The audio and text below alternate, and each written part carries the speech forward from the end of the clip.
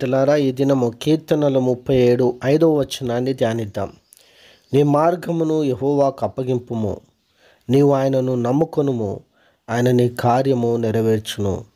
దేవునికి మహిమ కలుగును గాక. దేవుని బిడ్డలారా, దేవుని యొక్క వాక్యములో మనం చూస్తూ ఉన్నాం, నీ మార్గమును యెహోవాకు అప్పగింపుము. నిజముగా మనం ఏ పని మీద వెళ్తున్నామో, ఏ పని చేయడానికి పూనుకున్నామో ఆ పనిని దేవునికి అప్పగించాలి.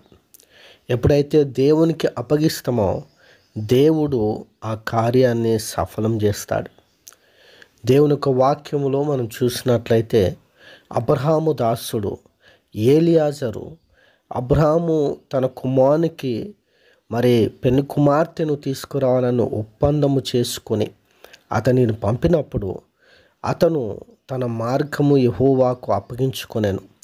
తాను ప్రార్థన చేసి దేవునికి మొరపెట్టినప్పుడు, దేవుని బిడ్డలారా, అద్భుత రీతిగా దేవుడు ఆయనను సరైన చోటికి, సరైన వారి చోటికి, సరైన సంబంధానికి నడిపించినట్టుగా మనం చూస్తూ ఉన్నాం. వారు కూడా ఏమంటారంటే, ఇది యెహోవా వలన కలిగిన కార్యము అంటారు. ఎంత గొప్ప అద్భుత కార్యం. కాబట్టి మన మార్గములను, మన పనులను, మన ప్రయాసములను, మన భారములను దేవుని మీద మోపినట్లయితే, దేవునికి మనం అప్పగించుకున్నట్లయితే దేవుడు మన జీవితాల్లో బలమైన కార్యములు చేస్తాడు. నీ మార్గమును యెహోవాకు అప్పగింపుము, నీవు ఆయనను నమ్ముకొనుము, ఆయన నీ కార్యము నెరవేర్చును. దేవుడే మన కార్యం నెరవేరుస్తాడు.